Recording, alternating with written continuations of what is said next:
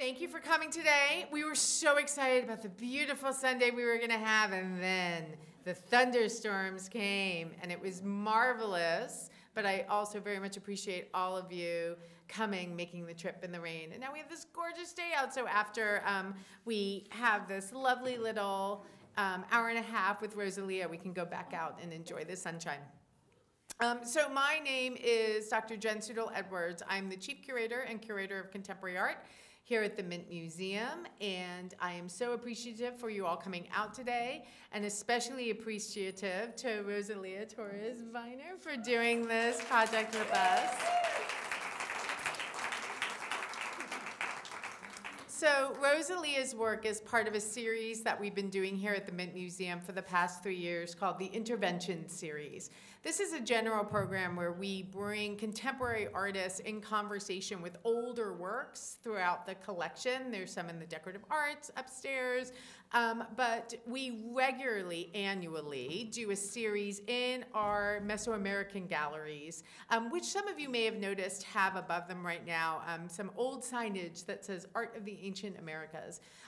Well, as I'm sure all of you here know, yes, a lot of the works in those galleries are in fact from ancient times, from thousands and thousands of years ago, but you also know that those cultures, Olmec, Aztec, Maya, they are still living, and they are still actively a part of many cultures around the world. And so we very specifically and intentionally invite contemporary artists of those origins to come into the Mint and to do installations in conversation with those galleries.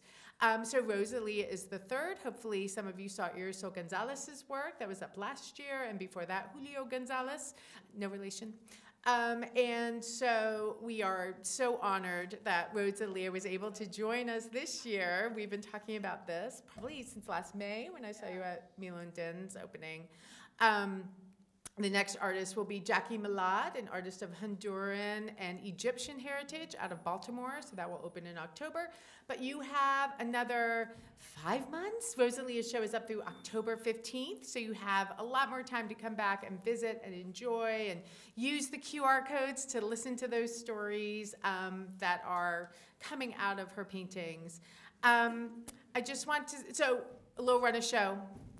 I'm going to do a couple of thank yous, and I'm going to then turn it over to Rosalía to introduce the Magic Kite film, and she's going to talk to you all about that and tell all the people here who have noisemakers how to interact with the film. And then we are going to take a 5-minute break, and that will allow any of those people who are here specifically for the Magic Kite to go and enjoy the park or enjoy the galleries upstairs. And then we are going to have about an hour-long artist talk with Rosalía. So we hope many of you stay for that, of course, but if there are some younger people who want to get out and run around, we totally understand. Quick thank yous. I want to thank the Mint team who made this day possible. Lauren Hartnagel, Amy Tribble, and Hillary Cooper from Advancement, Maggie from L&E, and Cynthia Moreno, and Robbie, who is our videographer, Doug Davis from D2 Productions, and I would especially like to thank Principal Foundation, who makes all of this possible. So I'm going to turn it over now to Rosalía. It's all you. Thank you. Oh, gracias, gracias. Gracias a todos ustedes. Thanks everyone, and also I see some of my art collectors here, so thank you for joining. Thank you.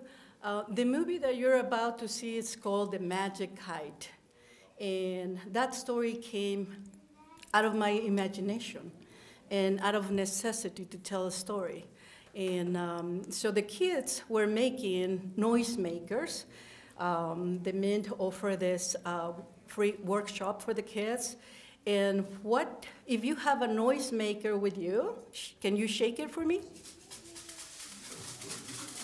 Yay! Well, this story tells, it's about hope, love, and family. And so kids, when you see my main character, and his name is Tito, who is going to fly on his magic kite in search of his dad. And he arrives to the border, and he finds coyotes, scorpions, and snakes. So what do you hear? What can we hear when we see those coyotes and snakes? Yes. Yes, because we are going to be with Tito. And we say, we hear you, Tito, we see you. So when you see that scene, is when we start, what? Yay! Shake it, shake it, shake it, shake it, shake it, shake it. Yay! And then we stop, and then we keep watching the movie. So I hope you enjoyed the movie, The Magic Kite. This is also on YouTube, The Magic Kite movie.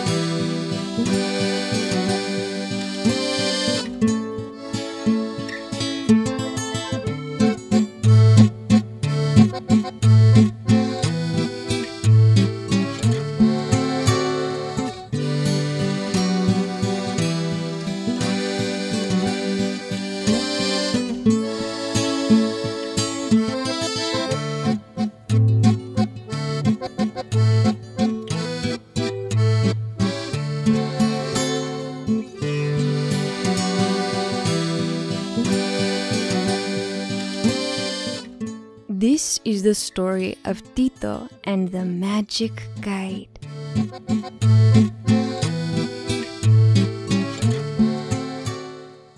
What a wonderful day to fly kites with my dad. My name is Tito. My dad told me how to make a kite and how to trick the wind, el viento, into flying my papalote high into the clouds. It's like having a secret power. Sube, sube, magic kite, papalote to the sky.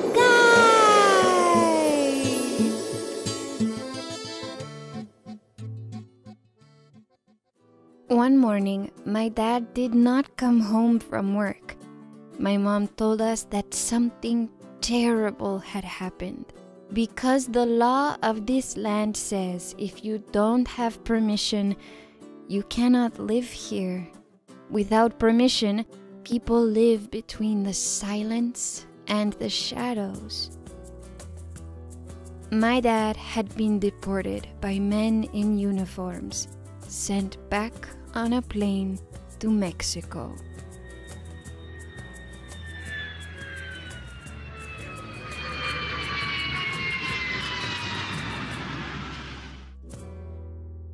I tried thinking about the good times we had and drew pictures of happy afternoons flying papalotes together, but it didn't help. I still missed him. Now that Dad was gone, Mom didn't have time to help us with our homework or take me to soccer practice. When she wasn't at one of her jobs, Mom was busy ironing clothes to earn extra money. She seemed sad all the time. I know that she missed Dad as much as we did. One day, I wasn't sad. Instead, I was angry at Dad for disappearing. I decided to take all the kites we made together and throw them in the trash. I didn't want to see them anymore. What happened next was amazing. One of the kites didn't want to be thrown away. It wiggled under my hands and began to lift itself out of the trash can. I pushed as hard as I could, but the kite was strong and it yanked me across the yard.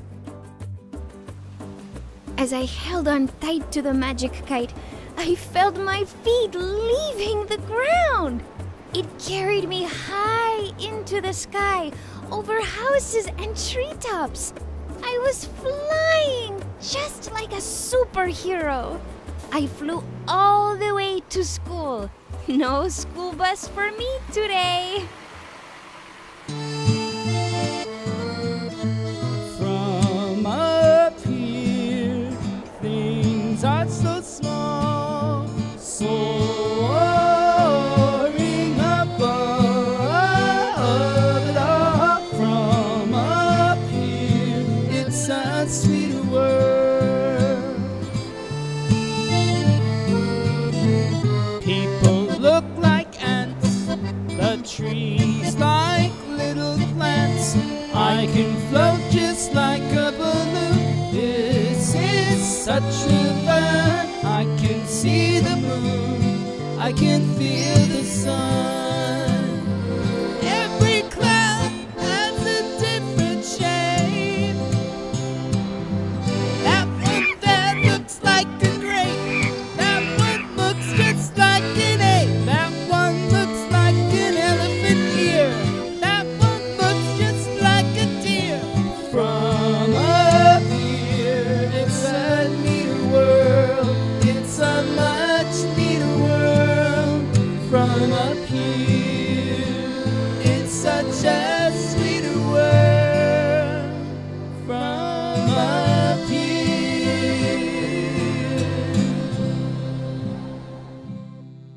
That night, as I put my little sister to bed, I decided it was time to use my magic kite to go find Dad. I knew that the moon, La Luna, would help guide me.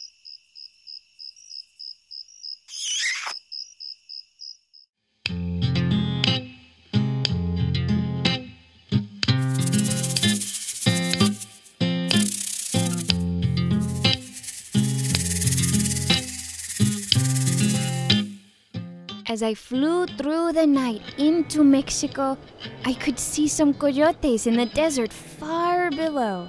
I flew over the coyotes and I whispered to them, "Señor Coyote!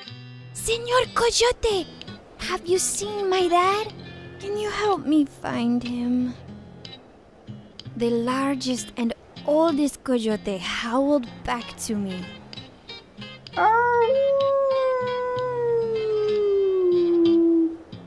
There are many fathers and mothers, uncles and aunts who pass through here. Your father is behind the silent barrier between our lands.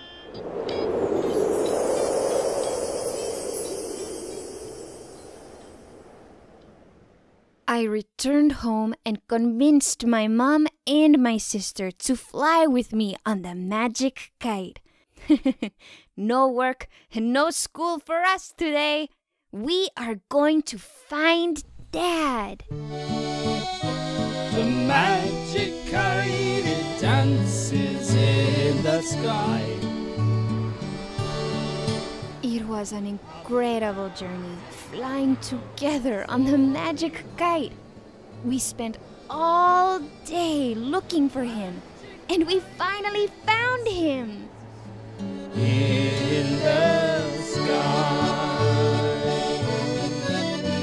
Night had fallen, and he couldn't see us out there in the stars, but I saw him place his hand over his heart as he felt the power of our love.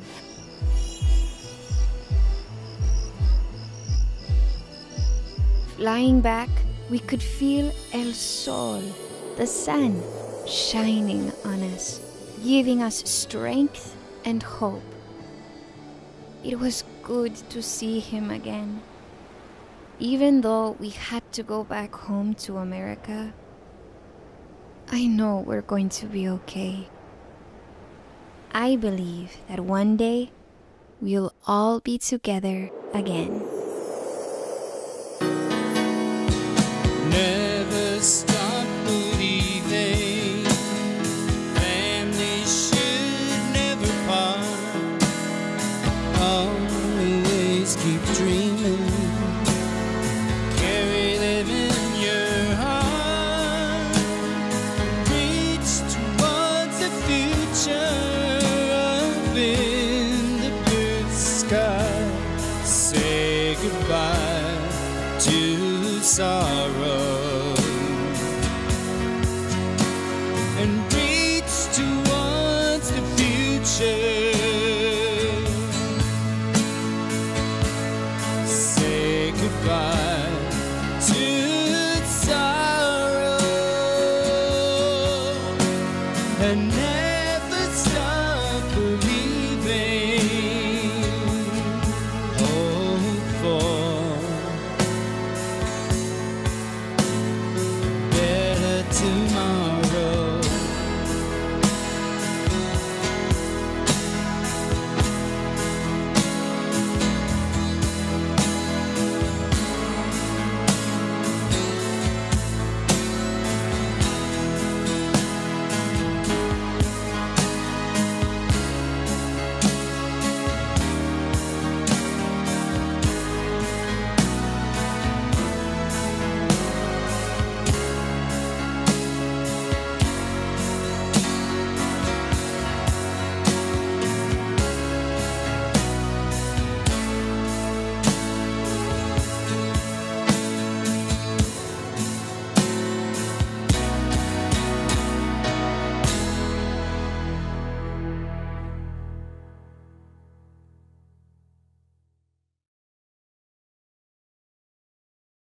So, does anyone have any questions, especially the kids?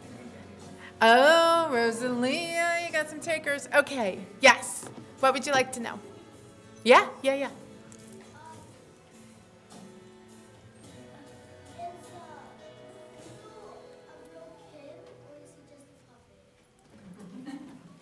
he a little kid or is he just a puppet? He is a real kid. His name is Emmanuel Hernandez. And he's 15 years old now. Sorry, but it makes me cry. And yeah, he's a real kid. But do you have any other questions? I'm not going to cry, sorry, but it is a real kid. Kids, you know why I created this movie like this? It's because I wanted other children to tell their stories. Very simple. With papers and sticks and glue, you can tell your own story. What do you think? That's a cool idea, right? Out of a suitcase. And I'm going to tell you this, like this story was adapted by the Children's Theater as a children's play in 2016. And they took the movie, the theater, the play, to schools, and it was at the Children's Theater for a year. So it was a great production. I was like, the music that you heard is from the Children's Theater. So that's why it's so cool, the music with the art and the music from the Children's Theater. But so I worked with the playwright, and I was like the Mary Poppins, and during that production, no, not like that. My character is this. My character is like that. No, the coyote, they howl, and so it was fun. It was fun. But so, what do you think, kids? Do you have any questions? Oh, yeah. I was just curious, where was that building that you had? Camp North End. Where? Camp North End. Charlotte. Yeah, this is in Charlotte. If you have a chance to visit, I have a mural, but among other amazing artists, muralists from national and international artists display, like we painted. We were invited to paint murals. So it's pretty cool, that site. Kids? Yeah. Why the Magic Kite? That's a great question. This is what I asked Jen. I said, let's ask, the kids. Can I just repeat so we get it for Yeah. Robbie? So the question was, why the Magic Kite? Yeah, so the Magic Kite, I use that because, and this is part of my talk, But in Mexico, we have festivals, kite festivals. And I remember as a little kid, my mom used to take us there. And my mind, it was just like there, like it was present. I wanted to create a kite. So I have another project that is called the Kite Project, where kids who lost their dad or mom to deportation, they came to my studio and we created kites. And they were able to, they were able to learn how to heal and how to feel better. Creating a kite, doing a drawing, gluing it on the kite, because it's very iconic in Mexico, that kite. So the kite, for me, was, we were going to fly those kites and let it go. You're going to be okay. And those kids who came to my workshops, they realized that they were not alone. There were other kids like, other families like them. And so that's what I use the kite.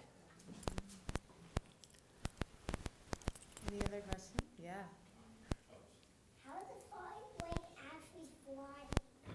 How were they actually flying?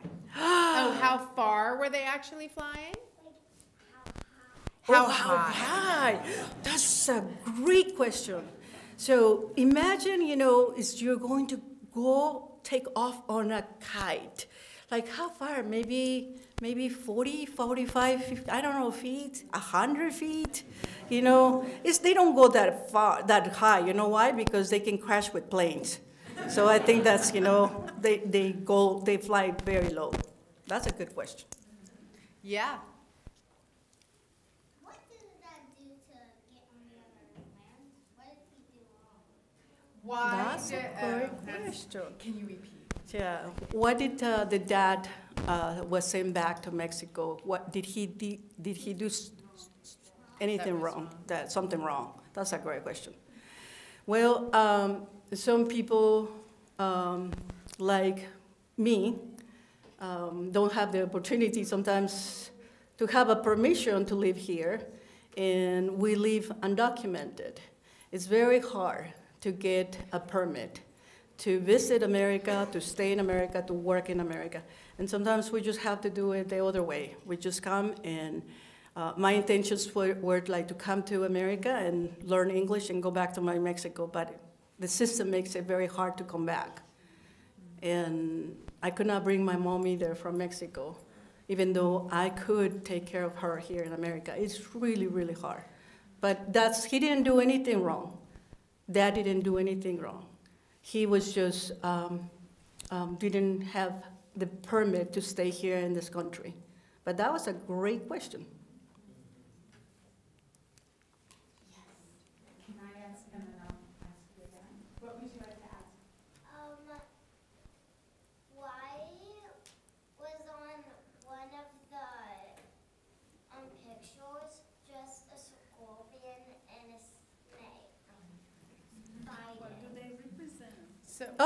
Why were there a scorpion and a snake? Oh, have you been at the desert? Have you been close to the desert? And you see the nocturnal animals? Yeah, that's what he found at the border, because it's part of the desert, and there is a lot of wild animals there. So he knew that he was going to find some little creatures and friends there. But yeah, those are my coyotes. Do you have another question?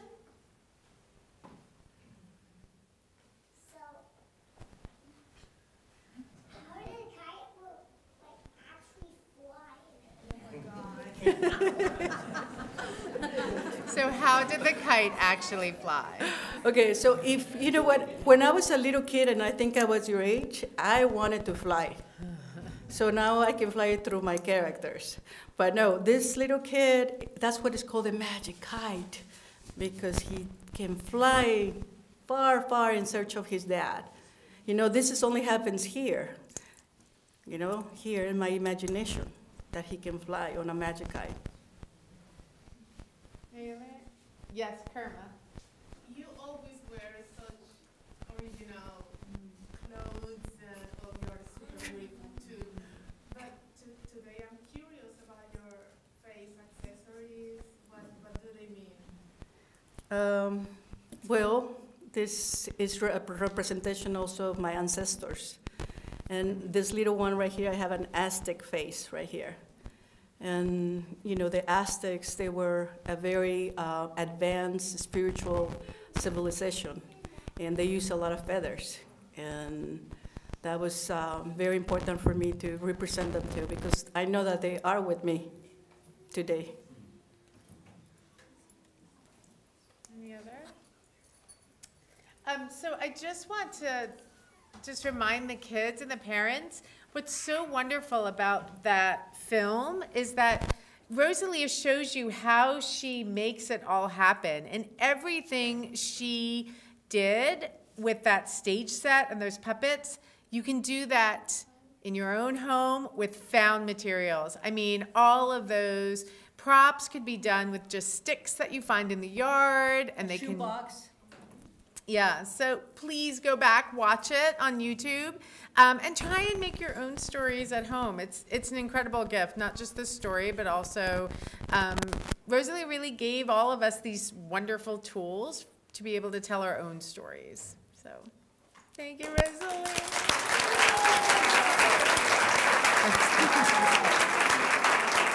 So very quickly, I just want to do an introduction. I know many of you know Rosalía very well, but I still want to go over her incredible accomplishments, which are many.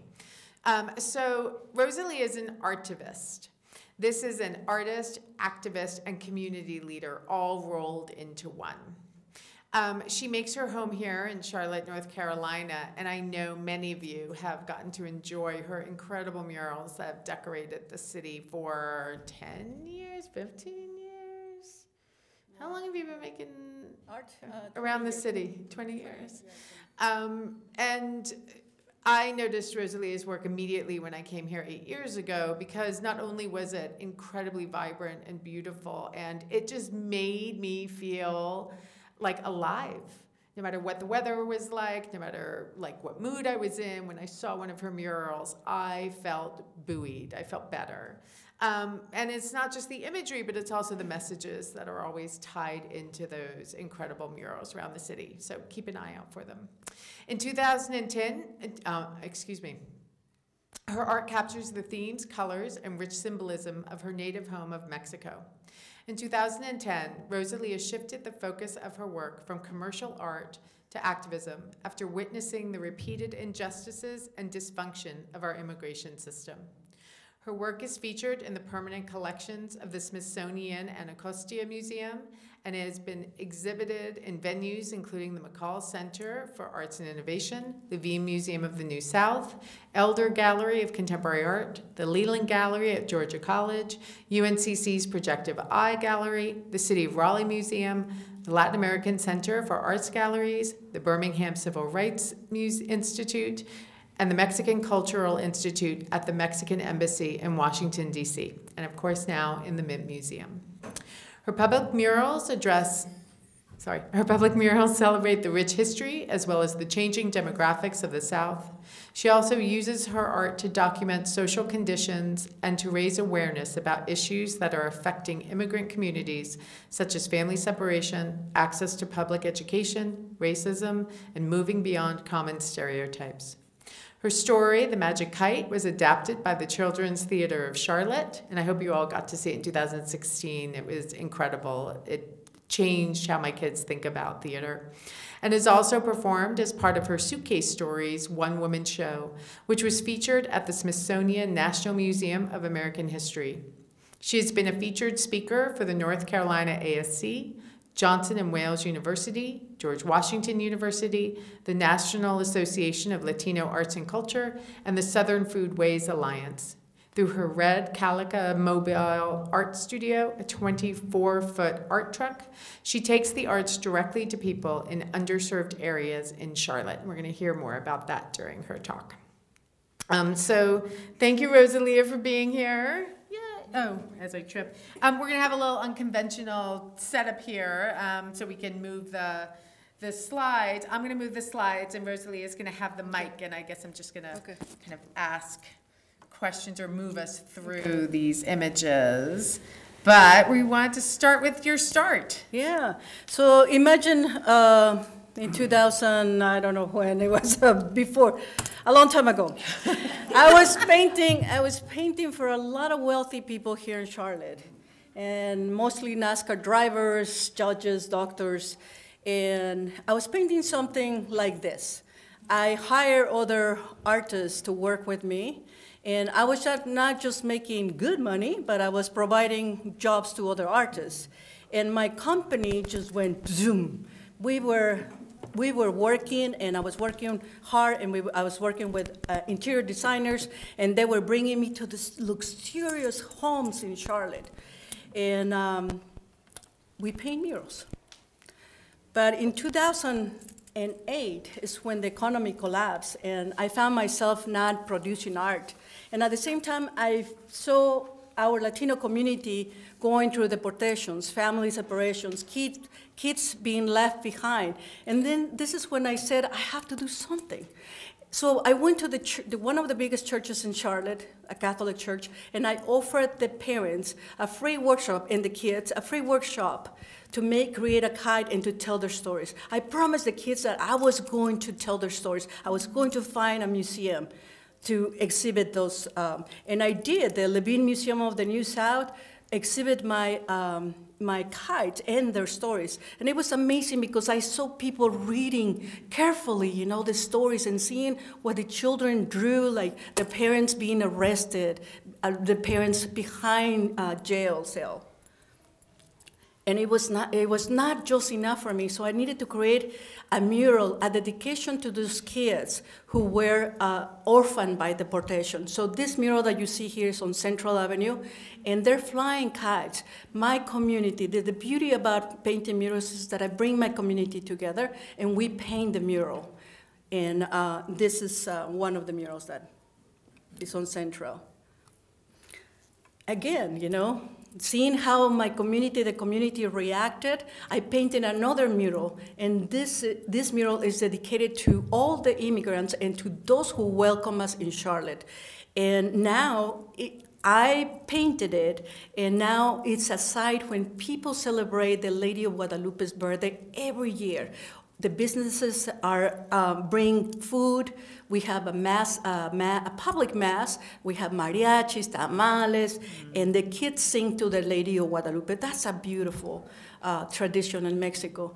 And in Camp North End, I was just talking about that mural that I built, you know, for them. It was a commission mural, but it's so beautiful that you have to see it. I saw my Instagram, but the workers, Latino workers were leaving, who work at the site because they're still developing the site. They were leaving, and I said, this is my art, this is my art. And they were taking selfies, and I said, can I take a picture with you? So you'll see it, I think it's right here. But so I love. I do want to finish up that, Yeah. but I do want to talk about these murals in particular too. I love painting these murals because our Latino community, they identify. And I wanted to give them that sense of belonging, the sense of like, yeah, we live here. This is your home, Charlotte. So Kerma asked you about like the jewelry that you were wearing today and your textiles.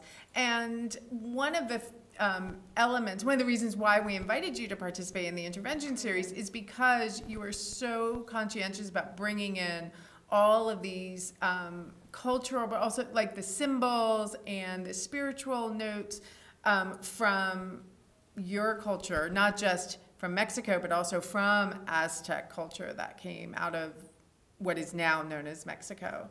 And I wanted to ask you if you could identify some of those things in these murals and talk a bit about what they mean to you. Well, You see on the right side of the woman, it has a kite. I put a kite there, and the other side has a hummingbird. And I believe that the hummingbirds in Mexico, we believe that they're our guides. They guide us, they tell us what to do, and we just need to listen. And I use the hummingbirds a lot on my paintings, especially for, because I work with kids, and I tell them that they need to surround yourself. And you too, you surround yourself with hummingbirds.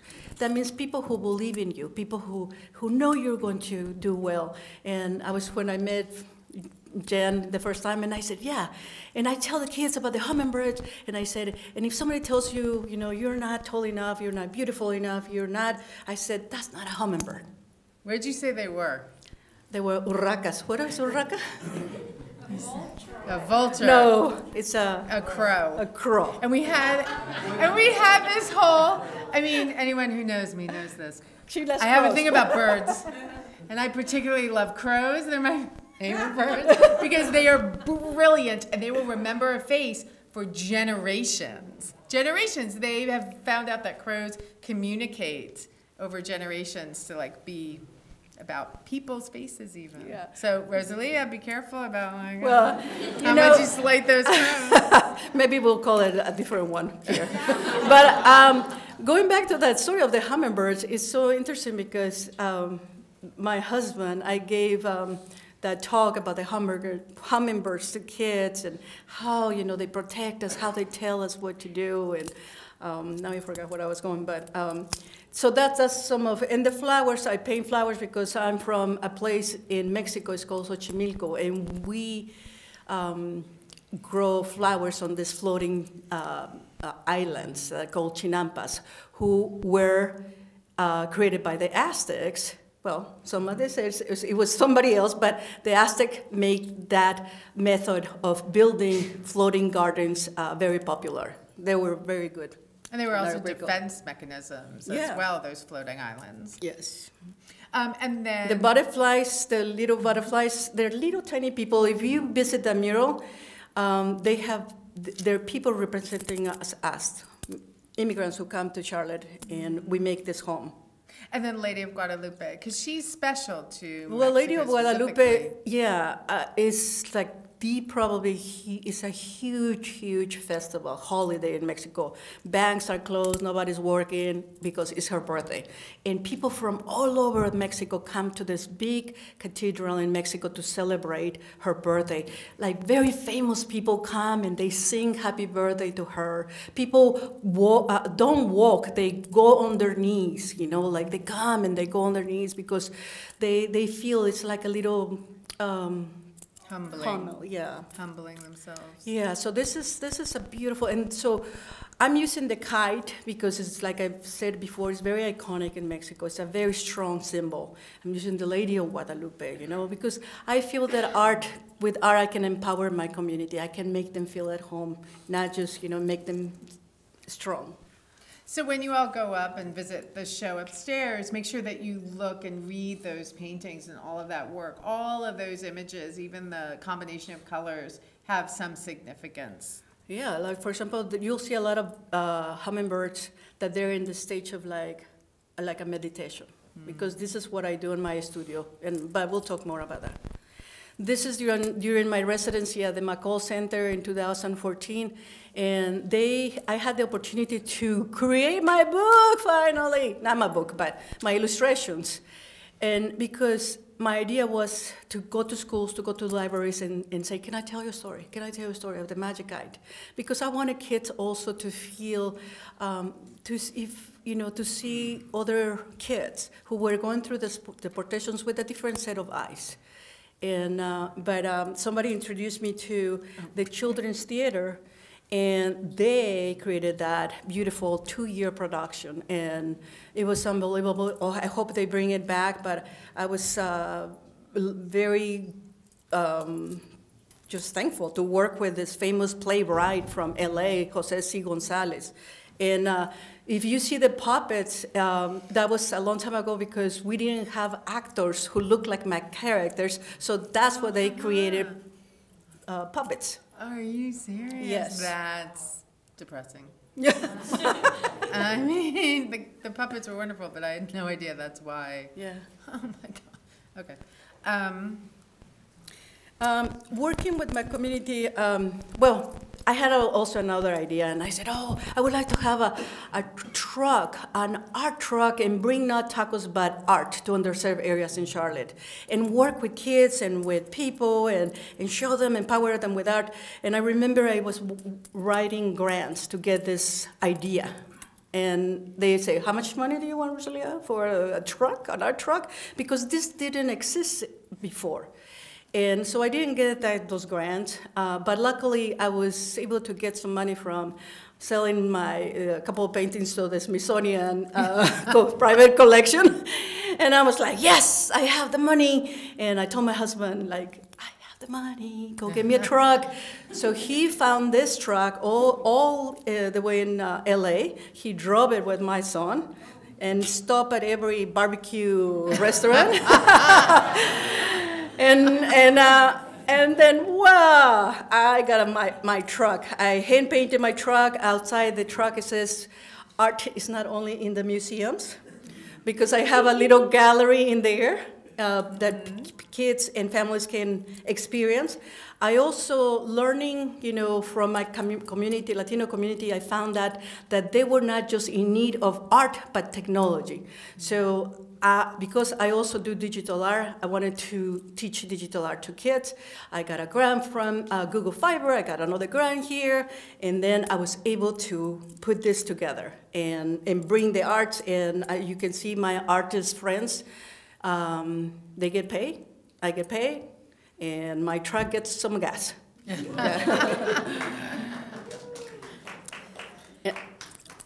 When I was working, all these years that I'm working very close to with my community, then is when I found out about the Dreamers. These are the kids who were brought when they were little kids.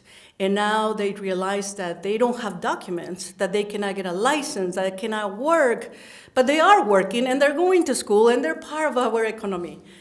And these stories are amazing. The 3 stories that are upstairs, one of them, he graduated from Brown's University, and he worked as a janitor in the same school with his dad.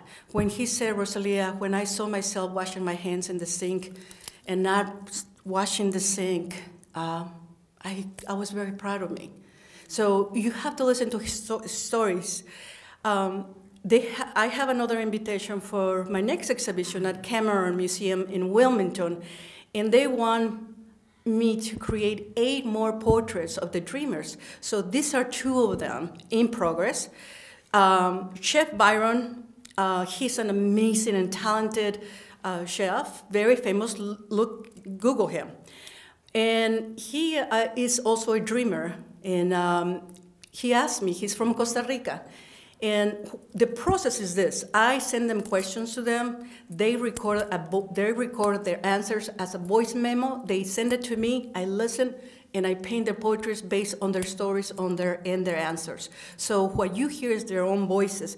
But he said, "I'm from Costa Rica. Can I wear a Baruca mask?" I said, "You got it," because all these kids, I paint their superpowers. And his superpower is Costa Rica, and he creates all this. On the other side, you see all the ingredients, beautiful ingredients that he creates. His new restaurant is called Tico Chicken, so that's what you see, a rooster. But in the 5 stars, and he advocates, big advocate for the Dreamers, so they have invited him to DC to speak about the Dreamers. On the right side, the entrepreneur Christian, he's from Colombia, and he is such a smart kid. He flies first class, he learned e-commerce, and he is making a lot of money, this kid. I see him on his Instagram and first class laptop. All right, Rosalia, what is your question? Yeah, and he is teaching other people, not just the Dreamers, but he's teaching other people to get into the e-commerce business. This is what I want to tell their stories, because they're really, really amazing stories. But you can just Google Chef Byron and see. He's right now living in Boulder, Colorado. So you worked with your husband Ben on developing the technology that would allow your water is right here if you to develop the augmented reality for the. Yes. Oh, are you going to? Yeah. Do it down here? Okay. Yeah. So everyone, if you haven't already, you can download. We have the app outside at the front desk. Download it, and you hold your phone up, and it will tell you the stories. Yeah. No. Keep going. Well, I wanted to ask if you would talk a bit about how you and Ben came up with the idea for doing that AR. We? Was that all Ben, or was it all you? Who's the you in this conversation? No, it's not true. It's not true, because I like I said, I paint. I paint on my iPad. I learn digital, but Ben is always he's my technologist. He's an amazing, smart guy. And I said, Ben, what about if I just don't paint their portraits, but we added augmented reality? And he's like, that's not what I do, Rosalia. And I said, I know, but you're a smart guy, and you can do it.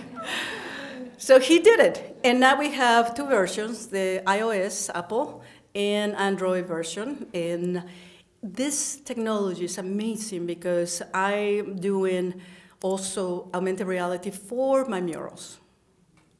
Just like the mural that you saw, the Lady of Guadalupe, people are going to be able to see what happens right there in front of that mural every year. And I think one of the things, at least in museums, one of the things we always struggle with is how do you actually represent the people who are being represented in the work. And you have found a very direct way to have their voices in the galleries in addition to how you are choosing to represent them as well, which was... Exactly. It makes it enhance makes it powerful, And I mean, for you to be able to see the real people behind the paintings, isn't that important? Yeah. They're real. And, oh yeah.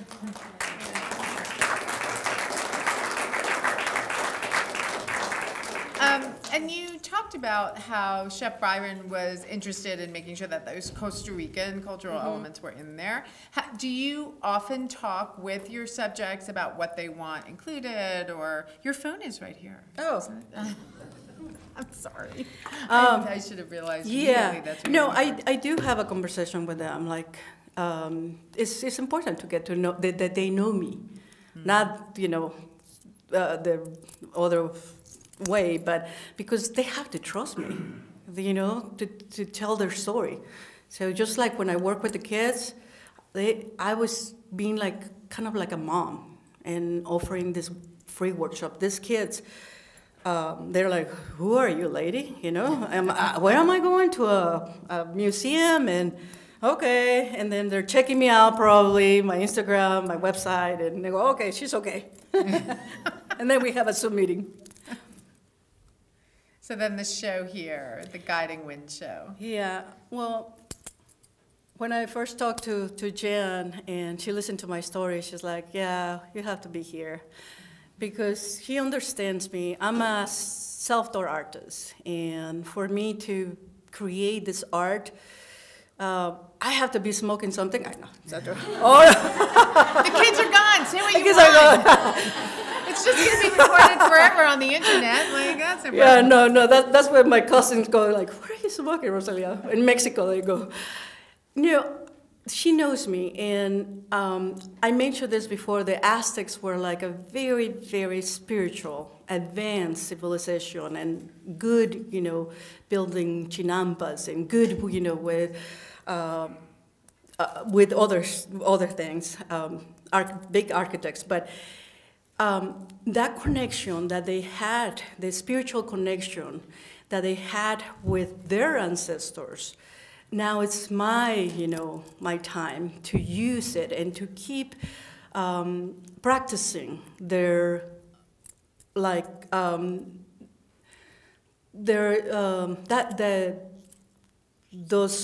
things that they believe, like those. For example, on this one, we're looking at the sun stone, and you can clearly see there the 4 cardinal points. And I remember, like, we have a beautiful museum in Mexico City, and I would love to go there and just study, and I didn't understand what they said, but on this sunstone, they believe that the earth was surrounded by water, and that the 4 points, they would tower up at night. And so those 4 points were very important, and that they would come to the center.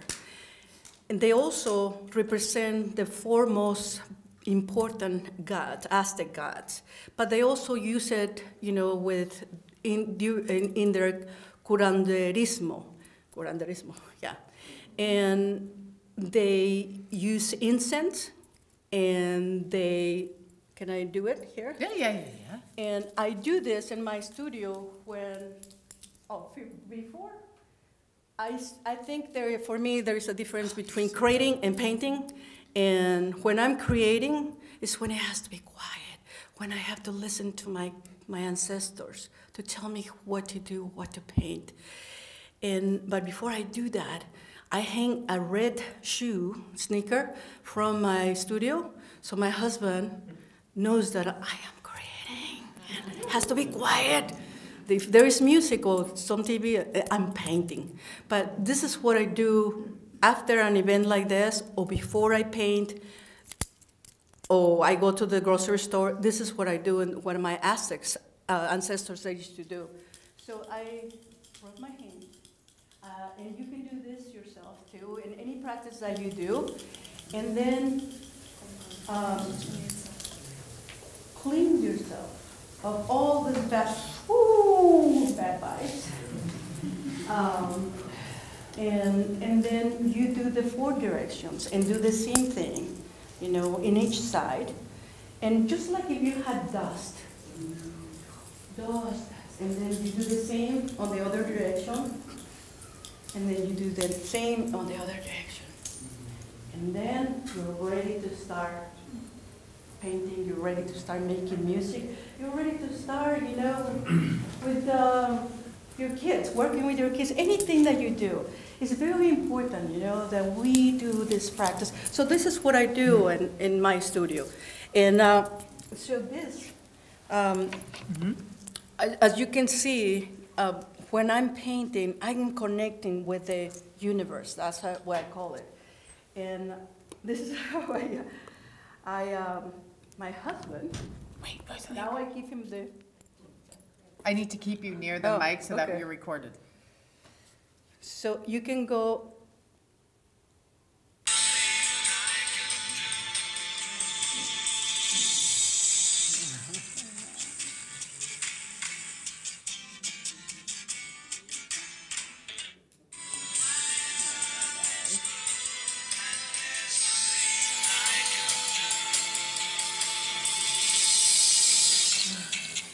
That's amazing. So he did this.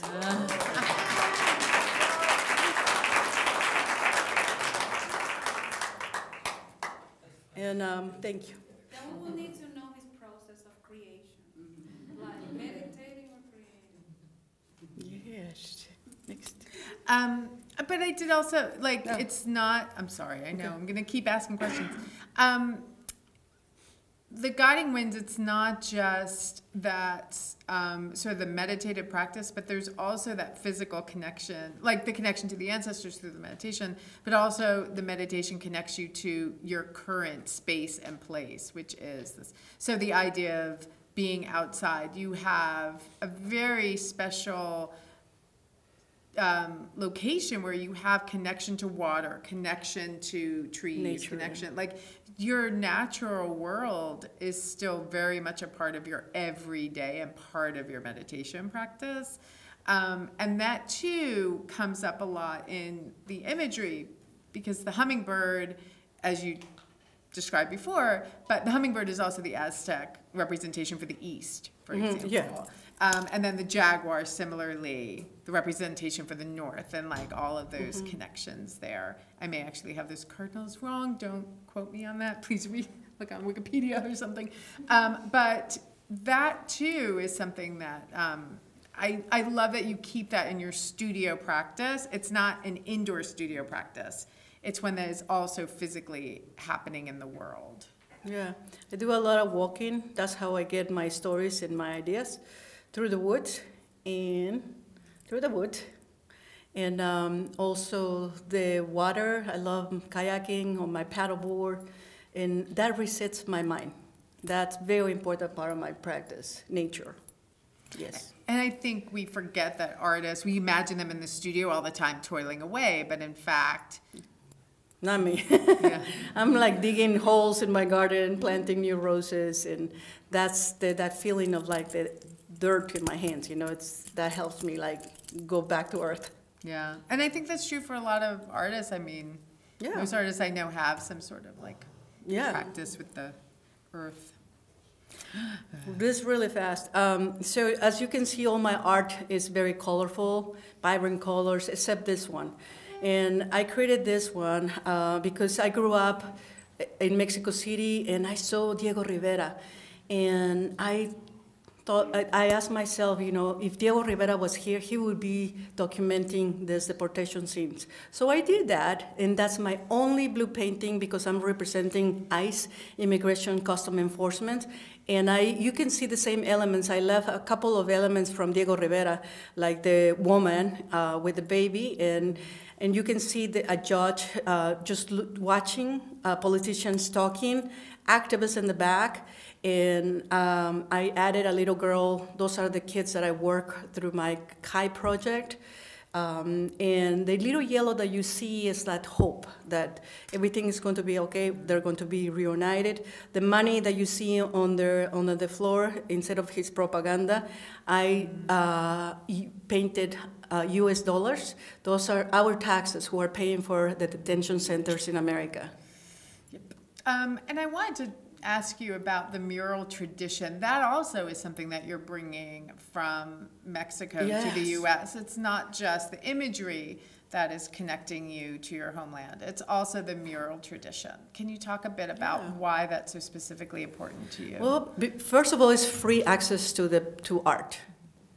And it's right on the street. People can enjoy it and see it. I get a lot of good comments. 2 lawyers commissioned me to paint their home with flowers. And you can see it, it's in the Elizabeth neighborhood, 8th Street. And so I'm painting the whole house with flowers during the pandemic. And the landscaping people came and they said, "Señora, this is beautiful. Before we used to come and cut the grass. Now we cut the grass and we enjoy art." That's what is important for me.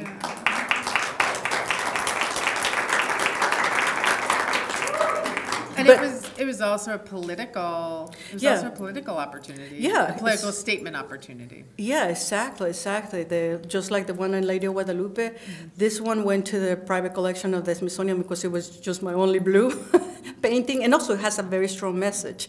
And it's it's like a mural. Jen wanted me to talk about my mentoring. I do work with a lot of kids, with a lot of young artists. It's very, very important for me to pass my skills, my knowledge, everything that I have learned through the years. So the Northwest School of the Arts also commissioned me to paint a mural, the entrance, because the principal said, our entrance looks like a factory. This is not an art school. And I said, I'll take care of that. So I put all the kids to paint, and if you visit the school, not just has colors and shapes, but it tells the story of the school and also the Black leaders in that neighborhood. When I like to tell stories from my art, and when I learned that this school was a segregated high school, so this is not here on this picture, but I painted a rug that goes from the street all the way to the entrance with a beautiful African-American pattern to honor the Black community who attended the school. So that was a beautiful project working with students. And the other ones, I also get to work. This is where my income also sometimes comes from murals, conferences. And also, this is at the Raleigh Art Museum. They invited me to teach a workshop to educators about identity. And this is the same workshops that I work with kids.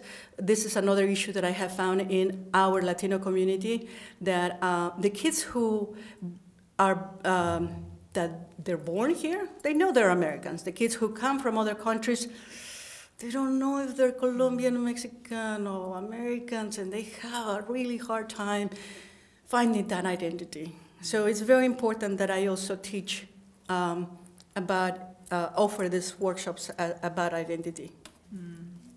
I think that's all. Yeah. So, thank you, Rosalie.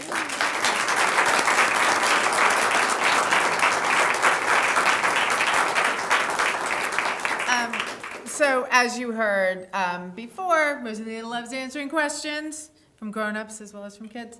So, do we have any questions from the audience? And I will repeat them so they get recorded, but then just make sure to stay near the mic. Any questions? Which is the most memorable dreamer painting? Ooh, they're all like really good stories. They're really good. Unfortunately, you know, some of the dreamers don't make it. And I painted this girl, she commits suicide.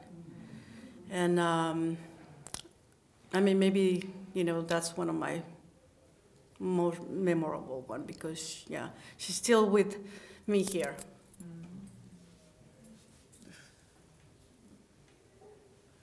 Yeah. How old were you when you started painting? That's a good question. How old are you? I'm 11. Okay, so I was 8. I was 8 and I wanted to paint, and when I was 13, and in that time the wallpaper in the homes were like very popular. And I asked my mom, can I have wallpaper in my room? And she's like, oh no, it's very expensive. And I said, can I paint my room? And she's like, go ahead. So that was my first mural. Little does she know that I used black Sharpie. After I left my house and I came to America, she put wallpaper. Because it's really hard to paint over a Sharpie. Yeah. Oh my gosh. Yes. So I want to know a little bit more about your beginnings. How did you end up in Charlotte? What was your first mural? Like, how did you go from like having a hobby to like a full-time? Like, how did it become this full-time thing? That's a good question. That was a long time ago. So I moved to LA, to California, where I met my husband. And at the time I was working for the hotel industry, for the Marriott hotels. I worked for them for 13 years. Then I became a flight attendant. So I can tell you where the exits are. And You still use those gestures sometimes. And I can take you safely out of here too. But and then I became a flight attendant, and 9/11 happened. And at the time I was already painting my murals for my kids. And my neighbors saw my murals. And my husband, I know he's one of my hummingbirds, he tells me, Rosalia, you can start a business. You don't have to fly anymore. So I left my career as a flight attendant, and I started my business painting children's murals. I have a good story for that. Remind me about the kid in DC band. And I paint children's murals. And then my business grew. I hired other artists, and it was boom, driving a nice BMW. But going back to so I painted this mural for this little kid. He was 6. And I remember the mom said, oh, they want a dog, but I don't want to buy them a dog. Can you paint a dog on the wall? And I said, sure. So I painted a wall.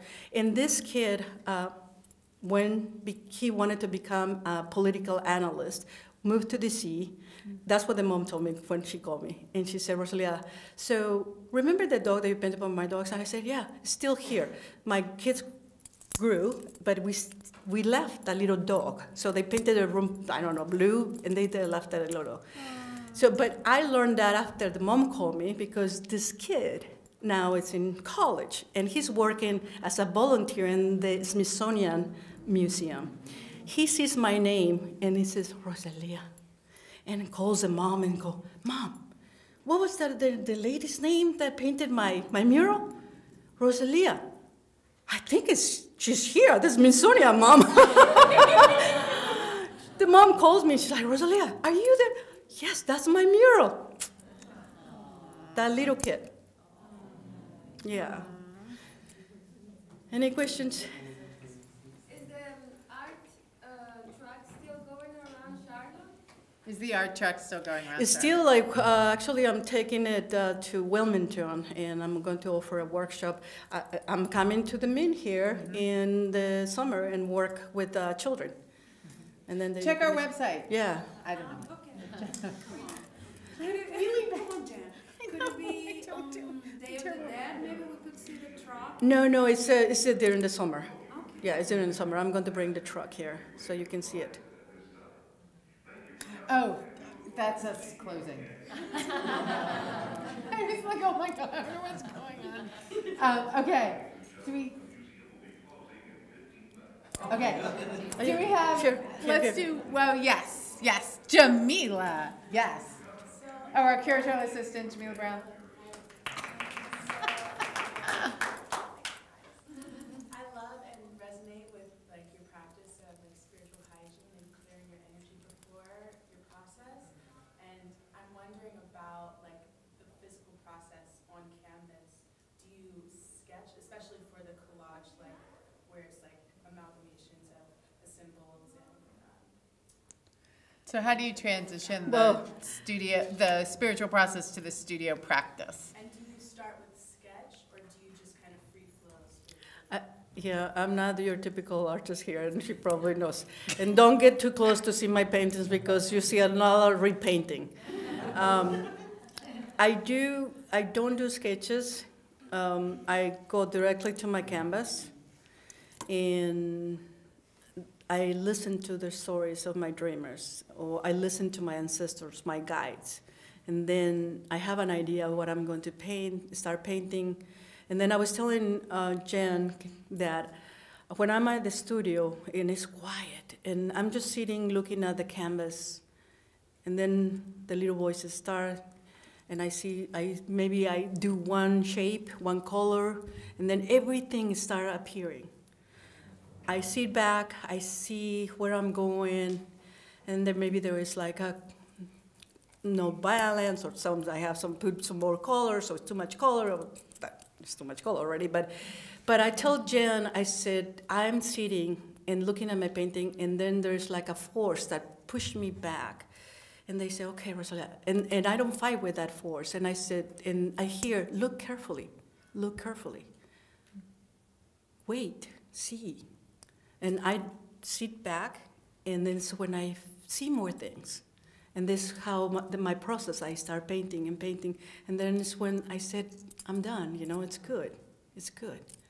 But I have to, so no sketches. Always listening. Yes. Oh, wait, this is okay, we're gonna do two more, because I do want, you all heard, we only have 15 minutes, and I want to get everyone back upstairs just to see Kristen. So is there a particular time of the day when you feel the most creative, or when your ancestors tell you, hey, do this?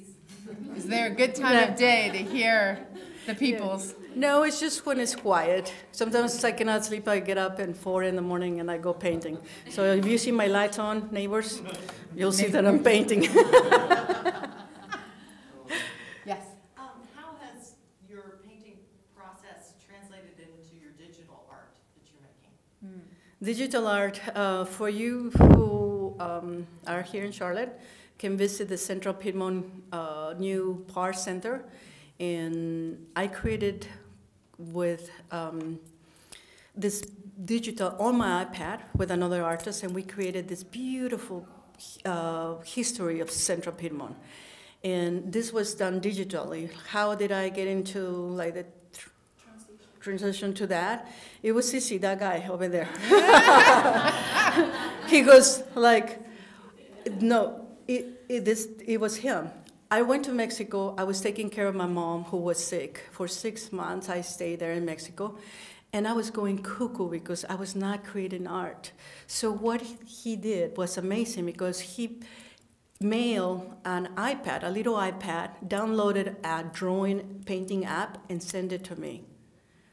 That's when I discovered digital art, and I was painting and learning. And that big mural I got a grant, and this is something, if there are artists right here, that we have to invest in ourselves. Like, I got a grant from Arts and Science Council, like a really good grant, and I sent myself to Washington, D.C. to Adobe conference, and I learned more. And actually, Adobe.com just did a beautiful write-up about my artivism in digital art. So it's on my Instagram link tree, but it's a great write-up from Adobe. But no, I love Adobe, the tools that they offer to create art. Okay. We're just leaning in. Okay, go ahead. Your comment about using art to empower communities really resonated with me.